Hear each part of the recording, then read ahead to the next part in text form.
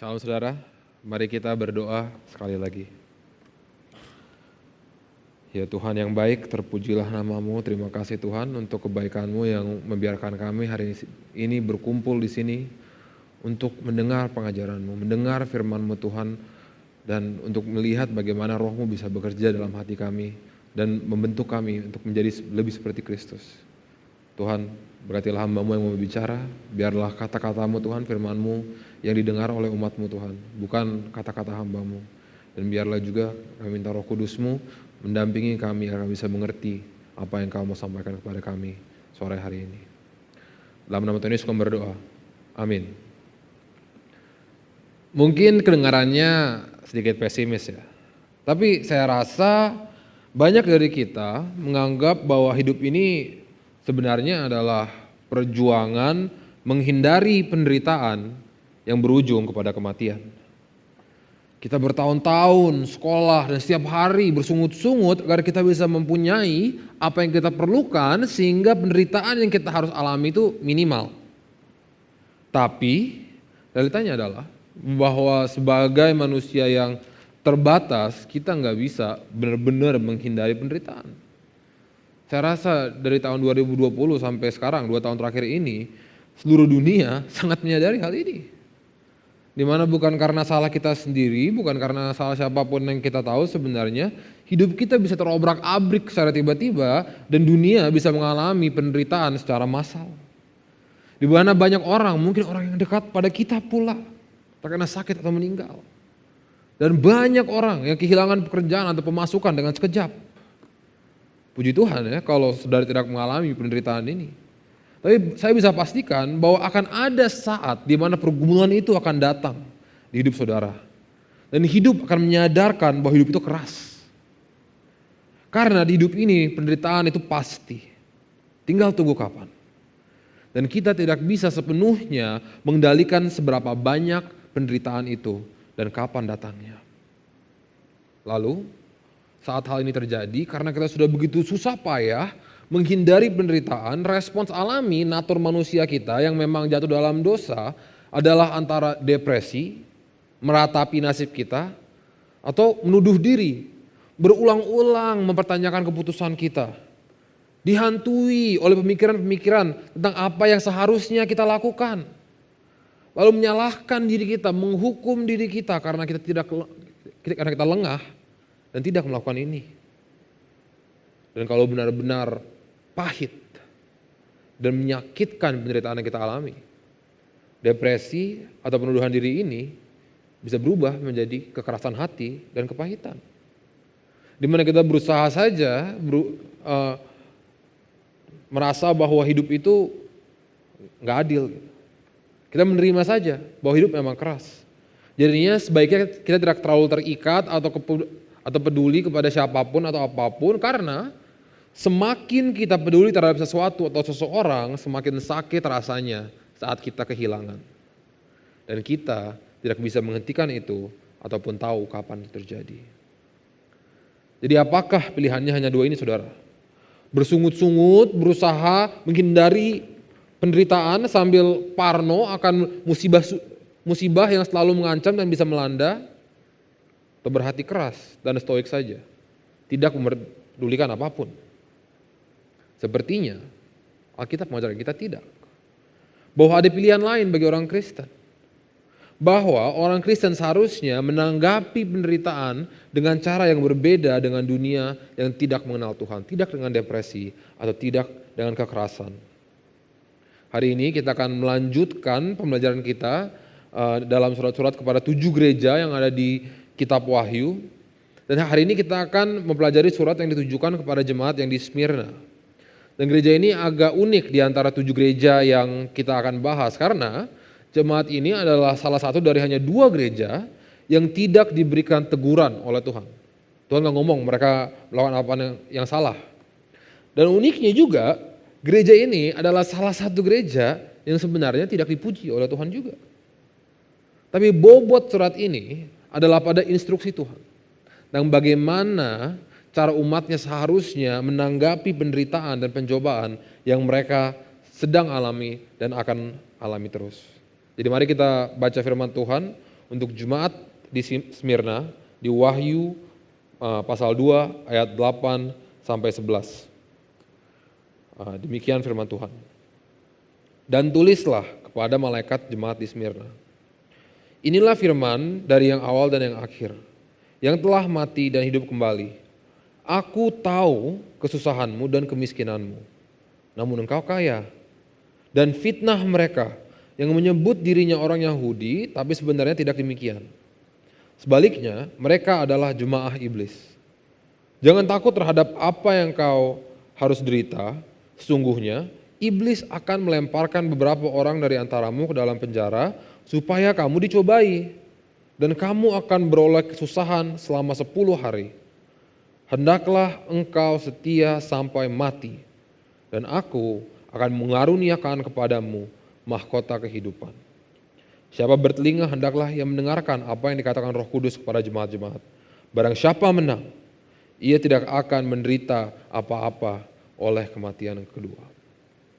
Saudara, dari firman yang kita barusan baca ini, kita bisa melihat bahwa jemaat di Smyrna adalah gereja yang sedang berjuang di situasi yang begitu susah.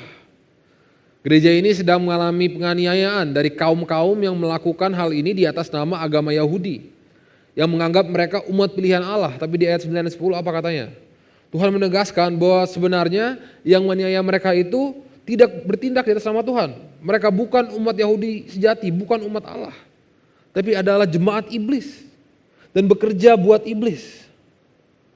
Namun karena penganiayaan ini, jemaat di Smyrna mengalami kesusahan, yang berarti bahwa mereka sedang ditekan. Bahkan beberapa komentator mengatakan bahwa mungkin ini terlibat ancaman kekerasan. Dan juga minimal penindasan ini sudah membuat mereka miskin. Karena mereka jadinya diasingkan oleh masyarakat di sana, sehingga susah perdagangannya dan dihambat penghasilannya karena mereka adalah pengikut Kristus. Dan terakhir juga di sini disebut bahwa mereka juga mengalami fitnah. Nama baik mereka dirusak oleh kaum yang menindas mereka. Jadi mereka diancam dari segala segi, saudara. Keamanan jasmani mereka terancam, keuangan mereka terancam, bahkan reputasi mereka juga terancam bila mereka tidak berkompromi dan terus setia hidup dalam Kristus. Nah, walaupun saya rasa mungkin sebagian besar dari kita tidak menghadapi ancaman yang separah jemaat di Smyrna, tapi saya rasa kita bisa mengerti sedikit kendala yang mereka hadapi. Bagi saudara-saudara yang bekerja di pekerjaan sekuler, bila saudara bekerja dengan benar-benar 100% integritas dan konsisten dengan pengajaran Tuhan, apakah karir saudara akan stagnan? Apakah saudara mungkin kalah bersaing dengan kompetitor? Dan kalau saudara benar-benar terbuka tentang kepercayaan saudara, ke keluarga, teman-teman, komunitas saudara, adakah oknum-oknum yang akan menolak saudara? Mengecap saudara sebagai radikal, sok suci, bahkan kafir. Saya tahu benar saudara bahwa ada teman-teman di sini sekarang yang masih belum bisa terbuka dengan keluarga mereka sendiri tentang fakta bahwa mereka sekarang sudah berkomitmen untuk mengikuti Kristus. Jadi saya rasa ini adalah ancaman-ancaman yang real bagi banyak dari kita di sekarang pula. Maka surat ini juga seharusnya bisa mendidik bagi kita. Tapi perhatikan lebih dulu saudara. Di hadapan semua ancaman serius yang mengerikan ini, firman Tuhan tidak menjanjikan terobosan atau kebebasan dari masalah-masalah duniawi bagi jemaat di Smyrna. Seperti apa yang sayangnya banyak pengajaran yang mengaku Kristen berani menjanjikan kepada kita sekarang. Tidak. Melainkan Tuhan menghimbau mereka untuk siap-siap. Karena penderitaan mereka akan tambah parah, belum kelar mereka menderita. Dan bahkan di antara mereka akan ada yang dilemparkan ke dalam penjara. Namun meskipun ada ancaman-ancaman yang real, dan kondisi duniawi mereka memang akan memburuk, instruksi Tuhan untuk mereka adalah tetap, jangan takut. Dan surat ini mengangkat 3 hal tentang Tuhan yang akan membantu mereka, dari kita pun jemaat di Jakarta di tahun 2022 untuk melawan rasa takut yang kita akan secara alami akan datang saat kita harus menghadapi penderitaan. Oke, intronya agak lama, tapi sekarang 3 poin kita. Pengikut Kristus tidak perlu takut menghadapi penderitaan saat kita mengerti 1. Rancangan Tuhan, 2. Tujuan Tuhan, 3. Pahala dari Tuhan. Oke, saya ulang ya. Pengikut Kristus tidak perlu takut menghadapi penderitaan kalau kita mengerti 1. Rancangan Tuhan, 2. Tujuan Tuhan, dan 3. Pahala dari Tuhan. Mohon dibuka Alkitabnya karena kita akan mengamati firman ini dengan teliti dan biarlah Roh Kudus memberikan kita telinga untuk mendengarkan firman-Nya hari ini. Oke, poin pertama. Pengikut Kristus tidak usah takut menghadapi penderitaan saat kita mengerti rancangan Tuhan. Perhatikan pertama-tama saudara, di ayat 8. Untuk memberikan jemaat yang mengalami penganiayaan ini keberanian untuk menghadapi kondisi mereka yang kelihatannya sangat suram, Tuhan menegaskan lebih dulu pada mereka siapa Tuhan Yesus itu sebenarnya. Tertulis bahwa yang berfirman kepada mereka adalah yang awal dan yang akhir. Saudara, apa yang Tuhan tekankan lebih dulu dalam pesannya bagi komunitas ini adalah bahwa Ia adalah Allah yang berdaulat di atas segala hal. Dia adalah awal, pencipta dan pemrakarsa dari segala hal.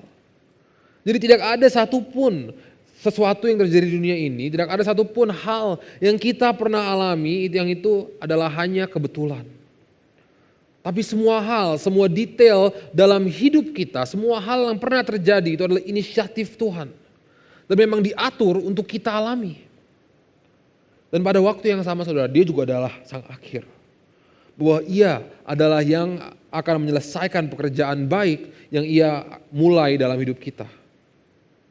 Yang berarti bahwa pada akhirnya apapun itu, sepahit apapun hal yang kita alami di hidup kita, itu tidak akan ada yang sia-sia.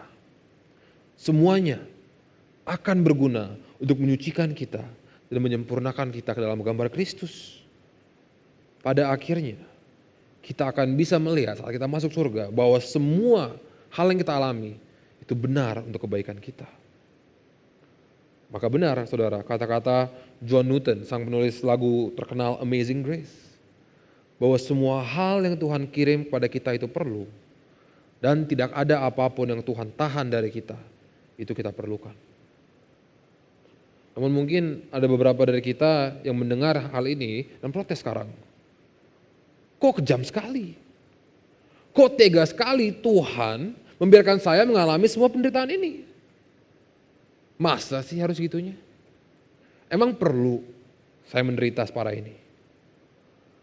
Karena memang pergumulan yang kita harus alami itu sering begitu berat. Sering begitu menyakitkan sehingga kita susah menerima bahwa ini adalah benar jalan Tuhan. Yang katanya maha baik dan maha penyayang. Namun Tuhan mengingatkan saudara dengan kata-kata berikutnya. Jalan Tuhan itu sebenarnya seperti apa? Ia katakan bahwa Tuhan yang Maha Esa ini, yang adalah awal dan yang adalah akhir, Tuhan ini juga adalah yang sudah mati dan dibangkitkan kembali. Dengan kalimat kecil ini saudara, Tuhan mengingatkan kita bahwa bukan hanya kita saja yang mengalami penderitaan, tapi Tuhan sendiri juga datang sebagai manusia, mengalami penderitaan yang jauh lebih besar dari apa yang sebagian besar kita alami, dikhianati oleh teman terdekatnya, ditolak oleh suku bangsanya dan bahkan dibunuh dan dianiaya oleh penjajah di kayu salib. Tapi karena Tuhan Yesus setia kepada Allah dan rela melewati kesengsaraan ini, Tuhan menerimanya sebagai penebusan dosa seluruh umat manusia.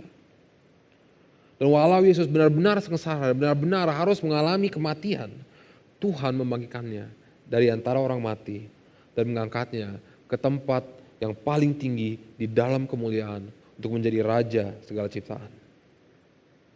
Saudara, apa yang Tuhan ingatkan kita melalui Tuhan Yesus adalah bahwa Ia adalah Allah yang tidak segan terjun ke penderitaan bagi anak-anaknya. Bahkan melalui penderitaan inilah Tuhan dimuliakan. Firman Tuhan jelas bahwa kasih dan kemuliaan Tuhan diwujudkan dengan paling jelas saat seseorang yang sama sekali tidak pantas menderita memberikan hidupnya agar musuh-musuhnya diselamatkan. dan kehendak Tuhan digenapi. Jadi Tuhan mau menunjukkan kepada kita saudara, bahwa hidup anak Tuhan adalah hidup yang memang melalui penderitaan, tapi menuju kemuliaan. Lantas, karena memang definisi hidup orang Kristen adalah mengikuti Kristus, kita tidak bisa melihat penderitaan yang kita alami itu sebagai semacam hukuman atau kekejaman dari Tuhan. Melainkan adalah proses normal Tuhan mengubahkan kita dari pendosa dan menjadi seperti Kristus. Dan menurut saya saudara, kenapa kita sangat susah menerima hal ini? Adalah karena kita semua sudah lebih dulu mempunyai rencana untuk hidup kita. Kita semua mempunyai ambisi, satu angan-angan, satu gambaran tentang bagaimana seharusnya hidup yang sukses. Satu bayangan bagaimana seharusnya orang yang hidup bersama Tuhan yang Maha Penyayang dan Maha Pengasih. Sehingga saat ternyata rancangan dan jalan Tuhan itu berbeda dengan bayangan kita, gimana kita jadi goyah. Kita jadi ragu, apakah kita benar hidup sesuai dengan rencana Tuhan? Karena kita sudah berusaha begitu keras menaati Tuhan. Atau lebih parahnya saudara, kita bahkan bisa sampai mempertanyakan sifat Tuhan. Apakah ia benar peduli? Apakah ia benar Maha Penyayang? Apakah Tuhan benar-benar baik? Saya sendiri pernah mengalami ini. Di tahun 2018 adalah tahun yang paling buruk di kehidupan saya. Saya sempat kecelakaan sampai memerlukan operasi serius di kaki saya, di mana saya harus belajar jalan lagi dari awal. Dan di tahun yang sama saya juga sempat putus satu hubungan dengan seseorang yang waktu itu saya yakin saya akan nikahi. Hasilnya apa? Galau yang luar biasa saudara. Ya. Saat itu saya mengalami kesedihan yang sangat parah. Dan saya berpikir saya akan akhirnya menjadi seperti Raja Saul yang dicabut berkatnya dan pengurapannya oleh Tuhan. Saya menuduh diri gila-gilaan. Saya merasa begitu bodoh dan saya malu.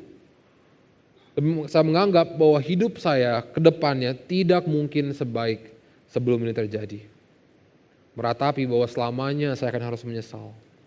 Benar-benar down dan dalam kondisi mental yang gelap. Dan hanya sekarang, 4 tahun kemudian, saya bisa menyadari dan mengapresiasi bahwa semua itu adalah pelajaran yang keras, tapi sebenarnya diperlukan dari Tuhan bagi saya. Itu adalah satu operasi yang Tuhan lakukan di hati saya. Di saat itu, di saat gelap itu Tuhan mengajar saya introspeksi diri saya. Sekaligus belajar memegang janjinya. Dan pada akhirnya memang Tuhan memberikan saya pasangan yang lebih baik. Dan sekarang saya bisa lihat bahwa saya benar-benar memang menjadi orang yang lebih baik dan lebih dewasa karena mengalami kesengsaraan ini. Dan saya mengerti saudara, memang saat kita menghadapi dan mengalami kekecewaan dan penderitaan, normal bagi kita untuk mengeluh dan meragukan Tuhan. Lalu di titik rendah itu, kita mempunyai pilihan untuk berpegang kepada kesetiaan Tuhan atau bersembunyi dari Tuhan dan marah darinya. Namun, hanya bila kalau kita mau dan berani memilih pilihan pertama dan berpegang kepada Tuhan, kita bisa melihat bahwa Tuhan akan memulihkan kita dari titik itu. Dan kita akan sadar bahwa benar apa yang kita alami adalah untuk kebaikan kita. Ini adalah pilihan yang sangat berat saudara, sekali lagi saya sadar. Apalagi kalau kita lagi down-downnya. Dan salah satu hal yang bisa memberikan kita keberanian untuk mengambil keputusan sulit ini adalah pengertian kita akan tujuan Tuhan memperbolehkan kita melalui semua penderitaan kita ini. Inilah poin kedua. Mengikut Kristus tidak perlu takut menghadapi penderitaan saat kita mengerti tujuan Tuhan. Waktu saya SMA, saya dulu ikutan tim olahraga yang lumayan kompetitif. Dan filosofi pelatih saya adalah walaupun tim ini bukan tim yang paling jago skillnya, yang pasti kita tim yang paling fit. Jadi latihan fisiknya lumayan keras.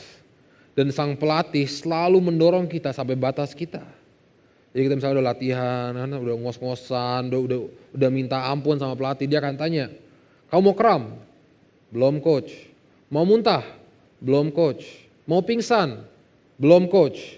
Artinya masih kuat, lagi. Nah ada hasilnya sih. Tapi saya sering kesel sama pelatih saya. Karena dia gak peduli saya menderita. Hanya peduli memaksimalkan performa saya. Dan seperti ini adalah bagaimana kita sering pikir Tuhan memperlakukan kita. Seperti macam pelatih atau bos yang hanya peduli dengan hasil atau untung yang kita bisa berikan kepada dia dan bukan kepada pribadi kita sendiri. Namun di ayat 9 kita bisa lihat bahwa Tuhan meyakinkan jemaat di Smyrna yang sedang menderita ini bahwa ia tahu kesusahan dan kemiskinan mereka. Ini bukan hanya pengetahuan akademis atau impersonal. Tuhan bukan kayak, oh sengsara ya, oh cukup tahu gitu. Pada penderitaan kita. Tapi pengetahuan Tuhan tentang pergumulan kita adalah pengetahuan yang intim. Karena Tuhan Yesus pernah mengalaminya sendiri. Ia juga pernah miskin dan susah. Lebih susah daripada kita bahkan. Dan karena ini Tuhan bisa memiliki empati dengan penderitaan kita. Seperti kitab Ibrani katakan. Selama saya pelayanan saudara, saya mengamati sesuatu hal yang menarik ya. Bahwa ternyata orang-orang yang lebih miskin atau pernah miskin dan sengsara itu lebih kasihan dan lebih siap membantu dibanding orang yang sebenarnya memiliki segalanya, mempunyai uang dan semuanya cukup dan sebenarnya mempunyai sumber daya yang lebih banyak untuk mengasihi orang itu. Dan alasannya kenapa? Adalah karena orang yang belum pernah miskin itu akan sangat sulit benar-benar mengerti betapa pahitnya kondisi itu. Demikian juga saudara, pengetahuan Tuhan tentang pergumulan kita, ia sudah mengalami semua kesengsaraan itu. Jadi ia juga sedih saat kita lihat sedih. Ia melihat semua tangisan kita, setiap air mata kita dan Tuhan ingin menghapuskannya. Namun pada waktu yang sama ia juga maha tahu, ia bisa melihat gambar lebih besarnya. Tuhan mengerti bahwa pergumulan yang kita alami itu ada faedahnya. Jadi walaupun Tuhan sedih melihat kita sedih, ia juga melihat kebaikan yang akan keluar dari kesengsaraan itu. Dan firman kita menunjukkan bahwa minimal ada 2 kebaikan yang bisa keluar dari kesengsaraan. Yang pertama, pergumulan yang kita alami itu bisa baik karena pergumulan seharusnya mengubah perspektif kita. Tuhan berkata di ayat 9, walaupun agama itu miskin secara jasmani, dikatakan apa? Namun mereka sebenarnya kaya. Yang Tuhan mau mereka dan kita juga sadari adalah bahwa walaupun kita mempunyai kekurangan harta atau fasilitas duniawi, kita sebenarnya memiliki sesuatu yang jauh lebih berharga, jauh lebih penting. Itu hubungan kita dengan Tuhan Yesus sendiri. Karena saat kita mengalami penderitaan, apa yang kita akan cepat sadari adalah seberapa berharganya hal-hal yang kita terancam hilang itu bagi kita. Saat kita tidak ada uang, kita akan melihat bagaimana pentingnya sebenarnya kekayaan itu bagi kita. Saat kita putus dengan pacar, baru kita sadar seberapa banyak kita bergantung pada orang ini untuk kebahagiaan dan gambar diri kita. Saat kita gagal, saat kita malu, baru kita tahu seberapa banyak prestasi itu menjadi berhala kita. Makanya di Alkitab berkali-kali kita diingatkan untuk berjaga-jaga saat kita nyaman, kaya dan sukses. Hati-hati saat kita di atas. Karena di sana kita mudah sekali menipu diri kita sendiri. Sampai kita merasa bahwa kekayaan, kemampuan dan kepintaran kita lah mengapa kita bisa naik. Jadi kita bisa berpikir seperti orang di Amsal 30 itu, siapakah Tuhan? Karena kita rasa kita sudah mempunyai segala hal dan tidak membutuhkannya. Lantas, faedah penderitaan bagi orang Kristen adalah untuk membongkar bagi kita apa yang sebenarnya berhala di hidup kita. Apa itu hal-hal yang mengikat kita dan yang menjadi pengharapan kita di atas Tuhan. Hal-hal apa yang kita taruh di posisi Tuhan untuk memberikan kepada kita apa yang sebenarnya hanya Tuhan bisa beri dengan kekal. Karena saudara, di titik kekecewaan ini, karena saudara, di titik rendah inilah biasanya Tuhan adalah tempat di mana Tuhan menunjukkan kita bahwa berhala-berhala duniawi kita, pegangan-pegangan kita itu sebenarnya akan mengecewakan kita. Tidak bisa memberikan apa yang kita harapkan. Dan di titik rendah ini juga adalah tempat di mana kita mulai mencari dan menghargai bahwa di dalam Kristus kita mempunyai sesuatu yang lebih berharga, sesuatu yang lebih penting. Jadi melalui pergumulan dan penderitaan kita, kita bisa menyadari bahwa iman kita, kesucian kita, hubungan kita dengan Kristus itu adalah sebenarnya apa yang lebih penting. Dan ini adalah langkah yang sangat penting dalam pertumbuhan rohani kita. Adalah faedah kedua dari setiap pergumulan kita. Di ayat 10, Tuhan mengatakan dengan jelas bahwa mereka mengalami semua ini, dilemparkan penjara, kemiskinan segala, karena mereka dicobai. Saya sebenarnya kurang suka dengan penerjemahan dicobai ini, karena konotasinya bisa seperti seakan Allah itu sedang iseng atau menggoda kita untuk berdosa kan. Mungkin bahasa Indonesia saya kurang bagus, soalnya pencobaan itu kan temptation kan dalam doa Bapa kami. Jadi mungkin saya rasa terjemahan yang lebih baik adalah uji.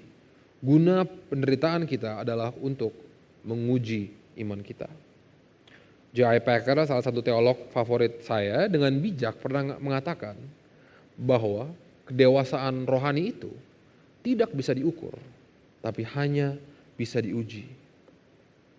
Maksudnya adalah bahwa tidak ada semacam meteran, tidak ada semacam penggaris atau timbangan pertumbuhan rohani yang kita bisa pakai untuk menghitung seberapa banyak kita sudah bertumbuh. Kita nggak bisa bilang kalau panjang doa kita bertambah 10% dan persembahan yang kita kasih tiap bulan naik 5.000, kita sudah lebih dewasa bulan ini. Tapi kedewasaan kita saudara, kedewasaan rohani kita hanya bisa terlihat saat kita diuji. Dengan penderitaan, dengan kegagalan, dengan kesepian. Situasi di mana kita akan sangat tergoda untuk kembali ke berhala-berhala kita. Situasi-situasi di mana kita kelihatan lebih gampang dan lebih enak untuk masih berdosa. Di mana kita harus dengan sadar memilih untuk setia kepada Tuhan walaupun menolak dosa itu sakit.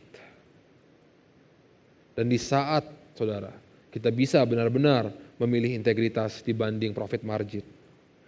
Di mana kita bisa dengan penuh tangis memilih putus dengan pacar kita karena mereka tidak seiman. Di mana kita bisa dengan saja memilih untuk jujur walaupun akan ada konsekuensi. Di saat-saat inilah kita bisa melihat bahwa kita benar-benar sudah mulai dilepaskan dari berhala-berhala kita. Dan kita bisa yakin bahwa Tuhan sedang benar-benar mendewasakan kita. Makanya Tuhan bisa bilang di ayat 10, jangan takut. Karena penderitaan yang mereka alami ini bukanlah halangan atau hukuman, tapi kesempatan. Cara Tuhan membuat kita lebih dekat kepada Dia. Cara Tuhan membuat kita lebih appreciate keindahannya. Cara Tuhan meyakinkan diri kita sendiri bahwa Roh Kudus telah benar berkarya di dalam kita dan sedang mendewasakan kita. Saya sadar saudara, dan pernah mengalami sendiri betapa luar biasa beratnya ujian-ujian yang kita harus lewati dalam proses pendewasaan ini. Tapi Tuhan berjanji kepada kita bahwa ini tidak akan selamanya. Lihat di ayat 10 lagi saudara. Tuhan dengan spesifik mengatakan bahwa kesusahan mereka panjangnya akan selama 10 hari. Tidak semua teolog setuju dengan pasti apa maksudnya 10 hari ini. Tetapi yang pasti semua setuju bahwa apa yang mau Yohanes tunjukkan adalah bahwa Tuhan tahu persis berapa lama kesengsaraan ini akan berlangsung. Kan 10 hari adalah waktu yang persis. Artinya Tuhan sedang menghitung harinya, menitnya, detiknya kesengsaraan kita. Ia tahu persis berapa lama kita akan menderita dan tidak akan lebih panjang daripada apa yang ia telah tetapkan. Dan yang pasti kesengsaraan kita akan sementara. Dan bukankah saudara ini adalah sesuatu yang sangat menenangkan dan menghibur bagi kita. Saat kita sedang sedih-sedihnya, mudah sekali bagi kita untuk patah semangat dan percaya bahwa keadaan tidak akan membaik dan kita tidak akan bisa pulih lagi sepenuhnya. Tapi kalau kita percaya bahwa semua ini ada gunanya dan memang sedang melatih kita dan menumbuhkan kita. Dan kalau kita bisa melihat ujung dari pelatihan ini dan bahwa ini tidak akan selamanya, kita pastinya akan jadi lebih bersemangat kan untuk berjuang. Dan terpujilah Tuhan saudara, bahwa selain kesengsaraan ini akan sementara, di akhir periode pengujian ini dan kesengsaraan dan penderitaan ini, saat perjuangan kita selesai, saat kita sampai akhir, kita akan mendapatkan pahala, hadiah yang jauh lebih berharga dari apapun yang kita bisa dapatkan di dunia ini. Adalah poin ketiga, mengikut Kristus tidak perlu takut menghadapi penderitaan saat kita mengerti pahala dari Tuhan. Kita lihat kembali saudara di ayat 10. Tuhan dengan jelas mengatakan bagaimana caranya kita harus berjuang. Ia katakan, hendaklah engkau setia. Di dalam kondisi di mana jemaat ini tertindas, tersiksa, instruksi Tuhan untuk mereka adalah setia. Untuk terus berjuang taat kepada perintah Tuhan. Untuk tidak kompromi dengan dosa, untuk tidak menyangkal Yesus dan terus memuliakan namanya. Dan ia katakan kepada mereka untuk melakukan itu sampai mati. Walau taruhannya hidup, kesetiaan adalah jalan satu-satunya yang kita harus tempuh. Lalu, bila kita melakukan ini saudara, bila kita terus setia, di akhir perjuangan kita, dikatakan di sini Tuhan akan memberikan kita mahkota kehidupan. Menariknya, mahkota yang dikatakan di sini itu sebenarnya bukan kata yang dipakai untuk membicarakan mahkota raja, tetapi seperti mahkota karangan daun yang melingkar kan. Kalau saudara nonton Olimpiade itu suka ngelihat yang menang lomba-lombanya diberi karangan bunga itu. Artinya ayat ini begini, ini adalah karangan mahkota pemenang. Jadi ayat ini ingin mengajari kita bahwa walaupun di perjuangan ini, dalam penderitaan ini, kita bisa kehilangan hidup kita. Tapi pada akhirnya kita akan menang. Dan menang apa? Menang mahkota kehidupan. Kan kontradiksi, mungkin ganjil kedengarannya. Kalau kita sampai mati, kita menang kehidupan. Apa yang maksud Tuhan di sini? Saudara, Tuhan di sini mau mengajari kita bahwa ada kehidupan yang jauh lebih berharga, yang jauh lebih penting daripada kehidupan jasmani kita sekarang ini. Karena Tuhan menawarkan kepada kita kehidupan yang kekal. Keselamatan kita yang Yesus lebih dulu menangkan bagi kita di kayu salib. Ini adalah pahala yang menunggu kita di balik kematian jasmani kita, kematian pertama kita. Saudara, firman ini mengingatkan bagi kita bahwa apapun yang kita harus pegang di dunia ini, kita harus pegang dengan longgar. Baik itu hal yang menyenangkan atau menyedihkan, segala hal yang kita miliki di hidup ini tidak akan selamanya. Rumah-rumah yang kita bangun akan rusak, uang yang kita hasilkan akan dihabiskan, nama baik kita akan dilupakan. Tapi kehidupan kita dengan Tuhan, relasi kita dengan Tuhan akan bertahan selamanya. Dan mungkin saudara sekarang mendengar ini sedikit putus asa atau takut. Karena saudara sejauh ini belum sadar bahwa saudara masih sering sekali jatuh kepada dosa. Masih sering kali lari kepada dosa saat menderita. Sering sekali tidak menang tapi kalah dengan dosa. Dan ini adalah ketakutan wajar. Karena di ayat 11 kita diajari bahwa akan ada kematian yang kedua. Yang mengancam mereka yang bersikeras memberontak melawan Tuhan, yang tidak mau setia kepada Tuhan. Frase kematian kedua ini merujuk kepada fakta bahwa pada akhir zaman seluruh umat manusia dari dulu sekarang sampai Maranatha kedatangan Tuhan, setiap orang akan berdiri di depan tahta Allah untuk mempertanggungjawabkan hidup mereka, hidup kita masing-masing. Dan bagi mereka yang masih berdosa, bagi mereka yang kompromi dengan dosa, mereka tidak menang bersama Kristus. Tapi mereka akan menderita kematian yang kedua. Kematian yang kekal. Diusir dari hadirat Tuhan dan dicampakkan ke lautan api. Dan realitanya saudara, sebenarnya tidak ada yang sebenarnya layak untuk dilepaskan dari kematian yang kedua ini. Sebenarnya tidak ada yang pernah lulus pengujian dari Tuhan ini. Kita semua pasti pernah kalah, kita semua pasti pernah gagal dan terjatuh ke dalam dosa. Makanya harapan kita hanya ditemukan karena Kristus, Tuhan Yesus, yang awal dan yang akhir, yang mati bagi dosa kita dan sudah dibangkitkan kembali, sudah menang buat kita di kayu salib. Tuhan Yesus sudah mengalami di atas kayu salib kematian yang kedua itu untuk kita. Kita sudah bebas dari konsekuensi dosa. Di atas kayu salib Tuhan menang buat kita. Mengalahkan semua penindasan iblis yang ia berusaha untuk kirimkan kepada kita. Untuk menyesatkan kita. Artinya apa saudara? Artinya saat kita sengsara sekarang. Saat kita menderita, apa yang kita derita itu bukan lagi penghakiman Allah. Itu sudah lunas di kayu salib oleh Tuhan Yesus. Tapi apa maksud Tuhan? Memperbolehkan kita melalui semua penderitaan kita, semua kekecewaan kita adalah untuk menyucikan kita.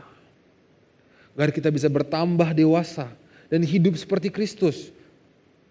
Dan pada akhirnya, seberapa banyak penderitaan pun yang kita pernah alami, kita akan menang seperti Kristus. Kemenangan ini sudah pasti. Tapi memang kalau kita mau menikmatinya, kita harus berjuang seperti Kristus juga. Sang pemenang. Jadi bagi saudara, bila ada saudara di hari ini yang belum yakin akan menang, bila saudara masih terikat dan terbebani oleh pergumulan hidup ini, dan saudara mau percaya kepada Tuhan dan mau ikut proses pendewasaan ini, bila saudara mau meninggalkan berhala-berhala saudara dan setia kepada Yesus sebagai Tuhan, kemenangan ini juga ditawarkan bagi saudara. Dan saudara bisa yakin, bila saudara percaya kepada Kristus, apapun yang saudara sudah alami sampai sekarang, tujuannya itu untuk membawa saudara kepada Tuhan. Maukah saudara menerima kemenangan itu? Dan bagi kita yang sudah percaya Yesus, namun sekarang sedang mengalami pergumulan atau merasa tidak siap bila pergumulan yang besar akan datang, bila saudara sadar, meskipun saudara percaya kepada Kristus, masih ada berhala-berhala duniawi yang kita pegang sedikit terlalu ketat. Saya mau ceritakan cerita bagaimana akhir ketua gereja di Smyrna yang jemaat kepada siapa surat ini ditujukan. Ketua gereja di Smyrna 40 tahun setelah surat ini ditulis. Sosok yang bernama Polikarpus. Mungkin saudara pernah dengar. Yang juga sebenarnya adalah salah satu murid Yohanes sendiri. Pada akhir hidupnya di umur 86, Polikarpus diancam oleh otoritas Romawi. Dia diberi pilihan menyangkal Kristus dan sehidup atau tidak dia akan dibakar. Inilah responsnya yang saya terjemahkan ke bahasa Indonesia. 86 tahun saya melayani Kristus dan tidak sekalipun ia pernah menyakitiku. Bagaimana kalau gitu aku bisa menyangkal rajaku yang menyelamatkanku. Setelah itu ia katakan kepada orang yang akan mengeksekusi dia, aku berkati engkau. Bayangkan, kepada orang yang mau membakar dia, aku berkati engkau. Karena hari dan jam ini engkau membuat aku layak menjadi seperti martir dan meminum cawan Yesus Kristus Tuhanku. Saudara, ini adalah contoh begitu indah bagaimana respon satu orang yang sudah benar-benar mengerti tujuan penderitaan bahkan kehidupan Kristen ini. Yang benar-benar menghidupi apa yang Paulus katakan, bahwa hidup adalah Kristus dan mati adalah keberuntungan. Jadi walaupun wajar kalau kita takut penderitaan dan sakit yang pergumulan bisa datangkan, mau ke saudara dengan saya hari ini, setidaknya minta Roh Kudus untuk hati seperti Polikarpus. Hati yang keinginan terdalamnya adalah untuk seperti Tuhan Yesus. Mau ke saudara? Mari kita berdoa. Ya Tuhan, terima kasih untuk firman-Mu yang mengingatkan kami bahwa di dalam-Mu kami juga adalah pemenang. Tuhan, kami mengaku bahwa banyak ada pegangan-pegangan duniawi yang sering membutakan kami dari fakta bahwa Engkaulah yang memelihara kami sejak awal. Bahwa seluruh kehidupan kami, seluruh ciptaan ditujukan untuk kemuliaan-Mu. Ya Tuhan, saya mau berdoa untuk saudara-saudara yang sedang mengalami pergumulan sekarang, yang sedang mempertanyakan kebaikan-Mu. Ya Tuhan, aku berdoa untuk tumbuhkanlah kerohanian mereka. Tunjukkanlah kepada mereka keindahan-Mu dan kekuatan yang ada di dalam-Mu. Biarlah mereka bisa dimurnikan dan mereka bisa lulus ujian ini dan melepaskan berhala-berhala yang membelenggu mereka. Dan bagi kita yang belum atau sedang tidak mengalami pergumulan, ya Tuhan, berikanlah kami hati yang seperti-Mu, yang ingin mengetahui kesengsaraan dan penderitaan saudara kita. Biarlah Tuhan kami bisa menjadi seperti-Mu, menghibur dan menenangkan saudara-saudara yang sedang sedih, yang sedang susah dan sedang miskin, agar kami bisa bersama-sama menikmati kehadiran-Mu dalam hidup kami. Dalam nama Tuhan Yesus kami berdoa. Amin.